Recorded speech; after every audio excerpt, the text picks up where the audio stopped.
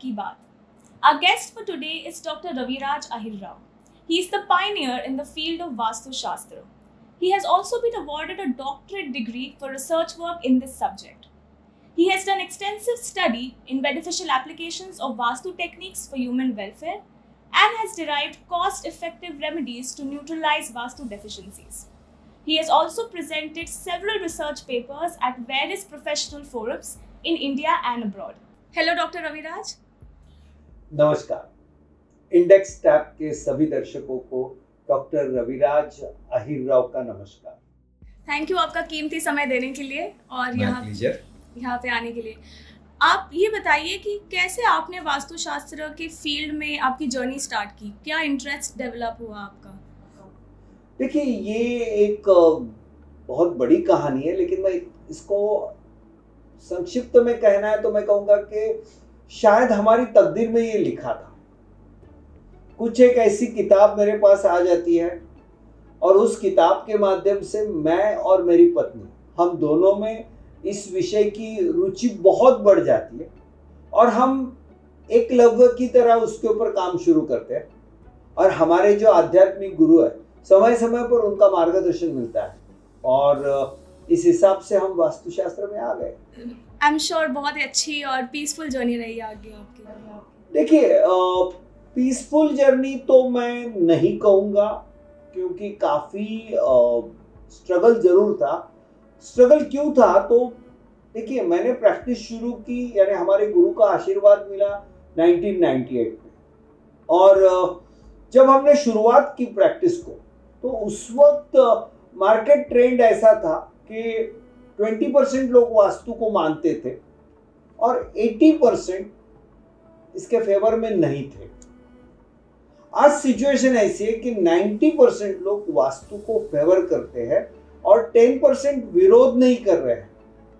वो यानी फेंस पे बैठे हैं, जब उनको जरूरत पड़ेगी वो आ जाएंगे। यानी लगभग मैं कहूँगा विरोधक नहीं है।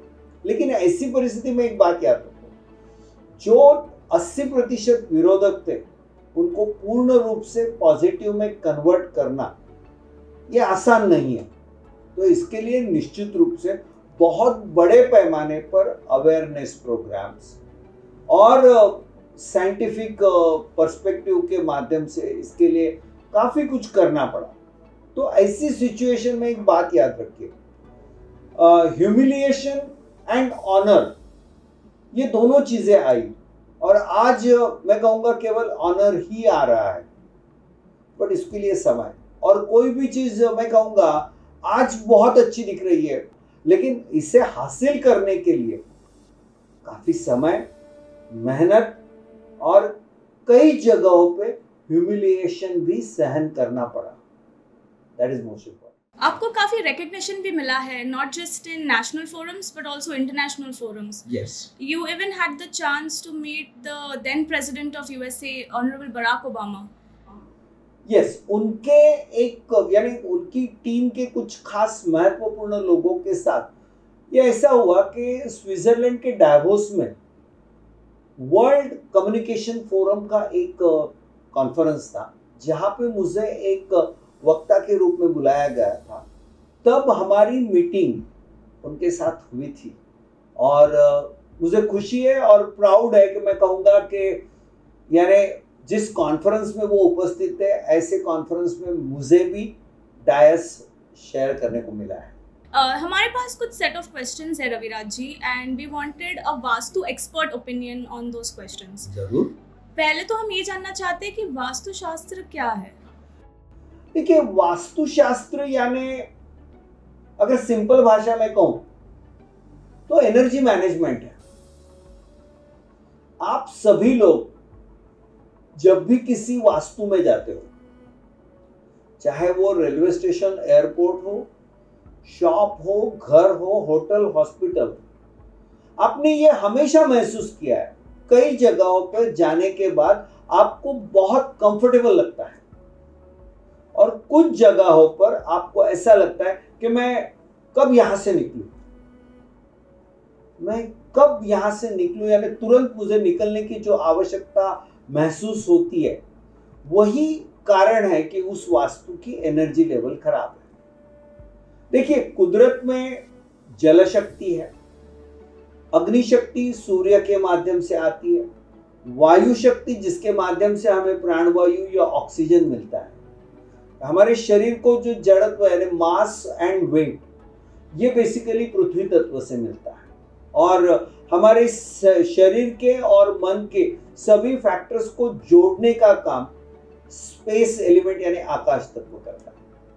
अब देखिए, ये सारी चीजें कुदरत में है। ये सारी चीजें हम जिस वास्तु में रहते हैं, काम करते हैं, उसमें भी है। यानी मैं कहूंगा कि आत्मा का घर यानी ये शरीर, इस शरीर का घर ये वास्तु, और ये वास्तु उस कुदरत में यानी निसर्ग में बसी हुई। तो इस शरीर को जो ऊर्जा लगती है, चाहे वो ग्रेविटेशन हो, कॉस्मिक हो, फायर हो, एयर हो। अब मुझे एक बात बताइए, बिना हवा के 1 मिनट कोई रह सकता है? नहीं।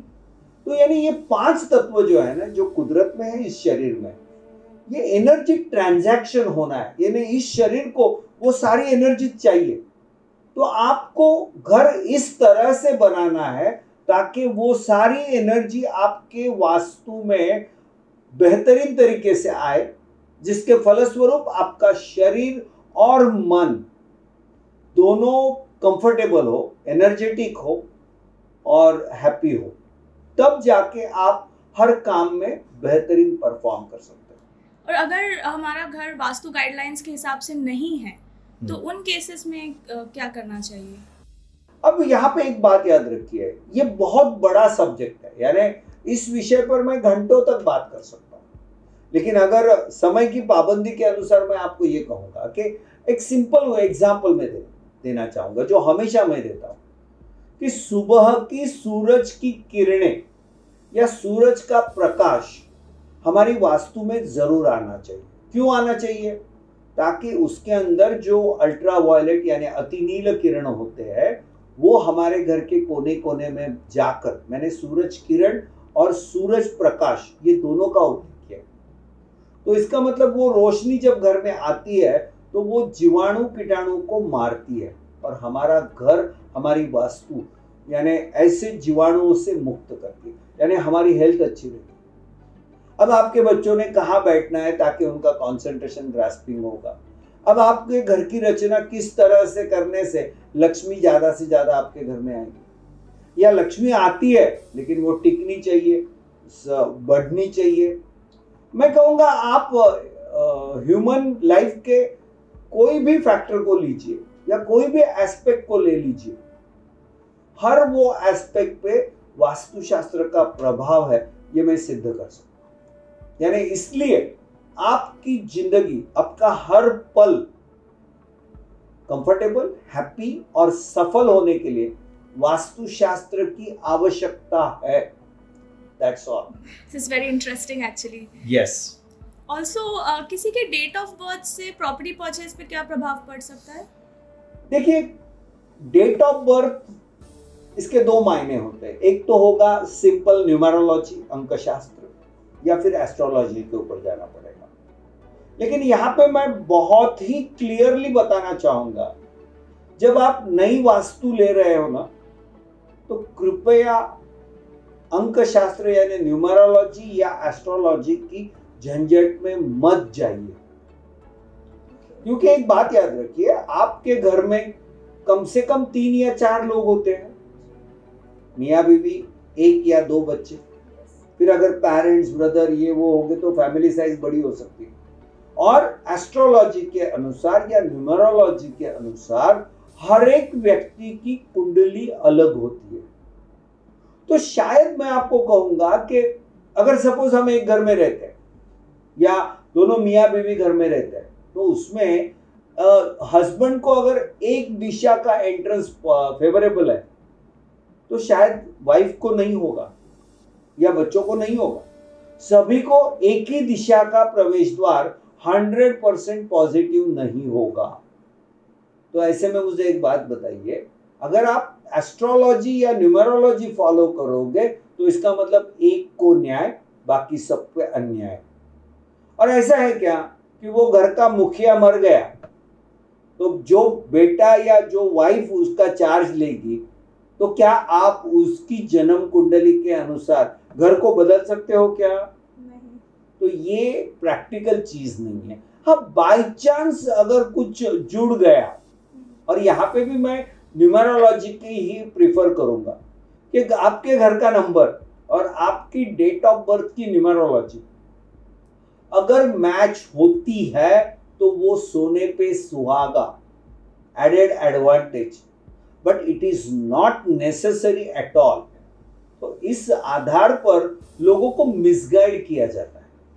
और मैं बहुत ही स्ट्रांगली कहना चाहूंगा कि घर यानी वास्तु का सिलेक्शन करते समय एस्ट्रोलॉजी के ऊपर और जाना जरूरी नहीं है। That's all. और what are the auspicious days जिस पे किसी ने घर खरीदना चाहिए? यहाँ पे एक बात याद रखिए, ये फिर एक बार मैं कहूंगा कि साल के अंदर 365 दिन है, कहाँ पे करना है, लेकिन यहाँ पे मैं आपको इतना ही कहना चाहूंगा कि वास्तु खरीदी करने का यानी परचेस का निर्णय करते समय हो सके तो मंगलवार, जिस दिन पुनर्वसु नक्षत्र होता है, तो मंगलवार विद पुनर्वसु नक्षत्र, या आमतौर पे मैं कहूंगा कि आम आदमी को वो समझेगा नहीं, हो सके तो बेसिकली मैं कहूंगा मंगलवार और अमावस, ये 2 दिन अगर आप अवॉइड करो तो बाकी मैं कहूंगा आजकल जो कैलेंडर आते हैं उसमें शुभ दिवस अशुभ दिवस ये आपको जानकारी मिल जाती है, उसके आधार पर आप तय कर लीजिए। लेकिन एक बात यहाँ पर मैं जिक्र जरूर करना चाहूंगा कि पितृ पक्ष में हमारे लोगों की एक गलत फहमी है कि नई वास्तु नहीं लेनी चाहिए। मैं आज इस कार्यक्रम के माध्यम से स्ट्रांगली बताना चाहूंगा दोस्तों, जब हमारे पूर्वज पृथ्वी पर आते हैं तो ये एक बहुत बड़ा त्योहार का माहौल है, पवित्र माहौल है। तो ऐसी परिस्थिति में अगर आप वास्तु खरीदी करोगे भी तो उससे कुछ भी बुरा नहीं होगा, मैं ये दावे के साथ कह सकता हूं। इसलिए केवल मंगलवार और अमावस ये 2 दिन छोड़ दो, बाकी सब दिन अच्छे हैं। सो एज पर वास्तु आप ये बताइए, घर के किचन और मेन डोर वॉशरूम फेसिंग्स किस तरफ होने चाहिए? Let's start with kitchen and washrooms first. सबसे बड़ी बात यह है कि किचन बाय डिफॉल्ट यानी एक ही ऑप्शन है, साउथ ईस्ट, अग्निकोण, साउथ ईस्ट दिशा। यहाँ पे आपका गैस स्टोव यानी किचन होना चाहिए। इस तरह से होना चाहिए कि खाना बनाने वाले व्यक्ति का चेहरा पूरब की ओर हो और पूरब की दीवार पर एक विंडो हो। इस तरह से किचन की रचना चाहिए। अब मैं कहूँगा अगर एंट्रेंस चाहिए तो वैसे देखा जाए तो आमतौर पर लोगों को 4 प्रमुख दिशाएं और 4 उपदिशाएं, 8 दिशाएं मालूम है। लेकिन यहाँ पे मैं आपको एक ही बताना चाहूंगा, जैसे उत्तर, पूरब, दक्षिण और पश्चिम। लेकिन वास्तुशास्त्र हमें यानी उत्तर की पार्श्वभूमि पर निश्चित रूप से 2 ऐसे स्थान हैं जहां पे पॉजिटिव एंट्रेंस है।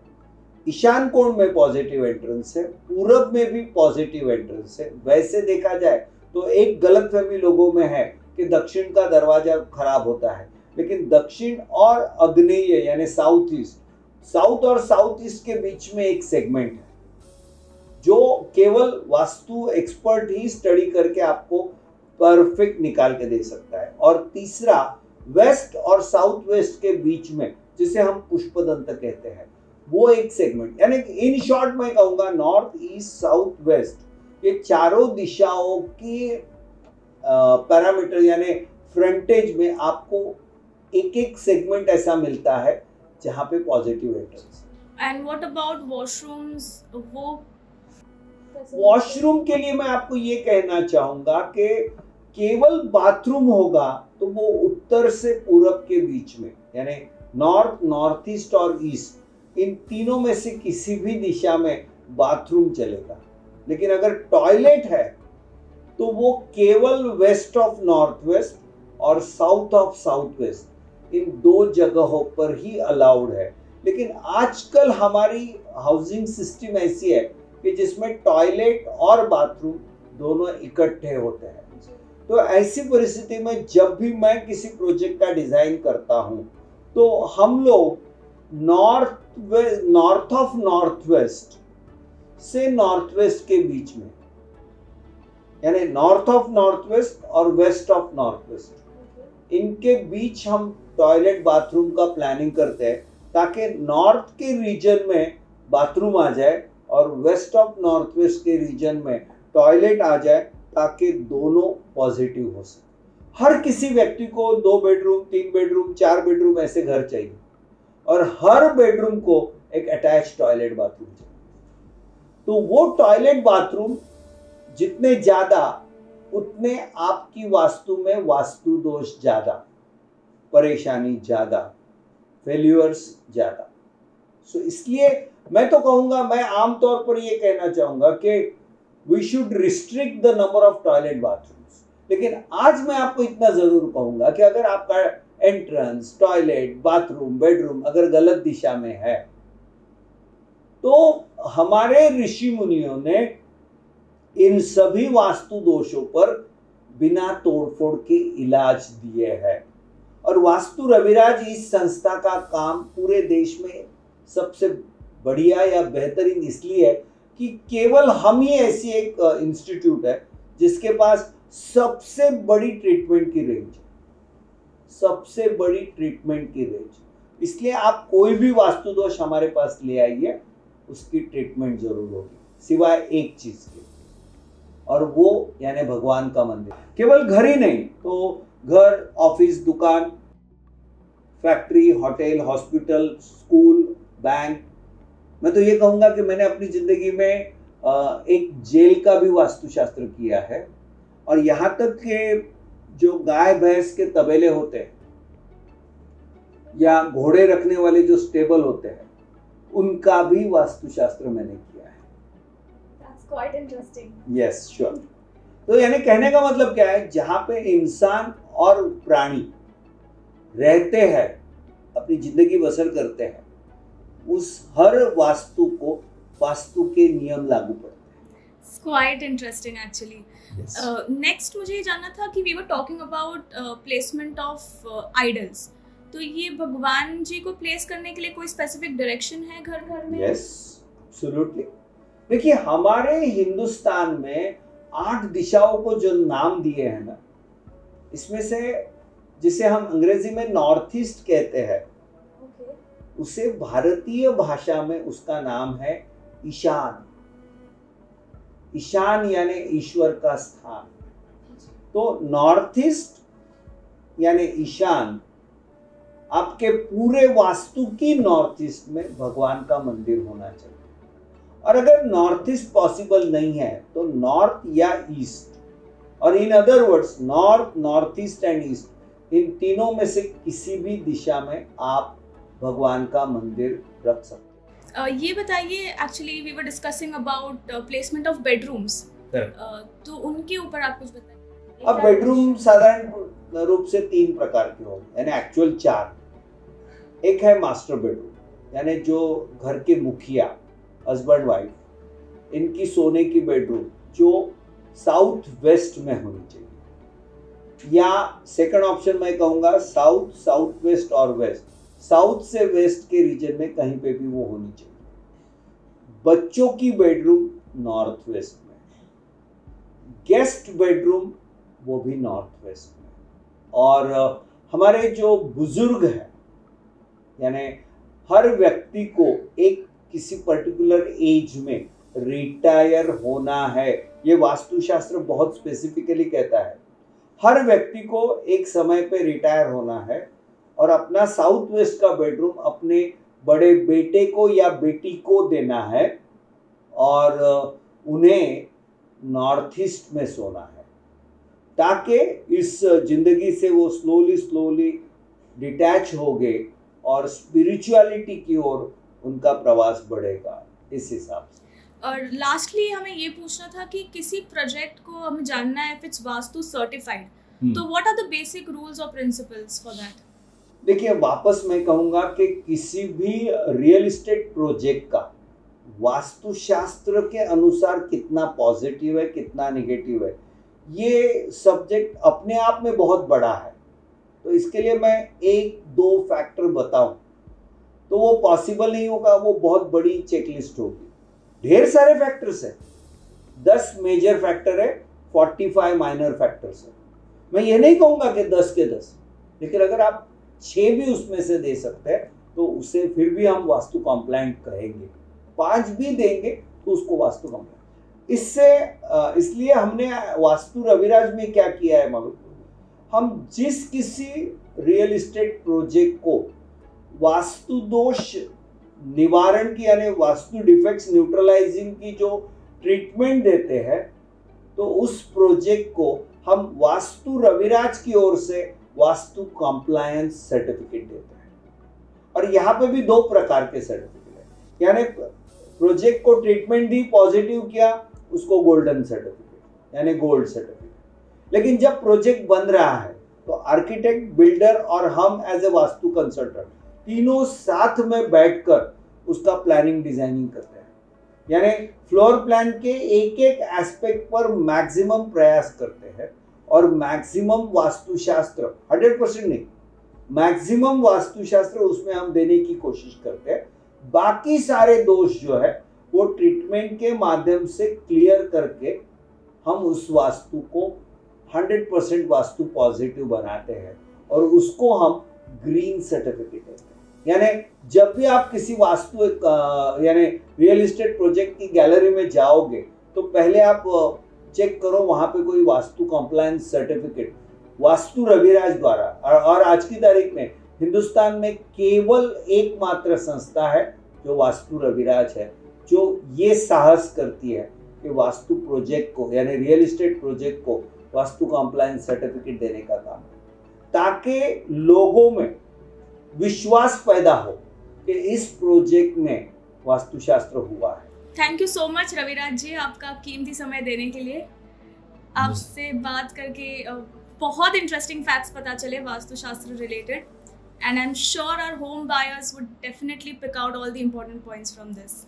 दे आर वेलकम, रादर मैं कहूँगा कि they should definitely collect the information about Vastu Raviraj from internet or from any social media, because Vastu Raviraj itself is very much available on social media as well as on internet, so they can come to us for further detailed information, and I wish them very happy and prosperous life forever.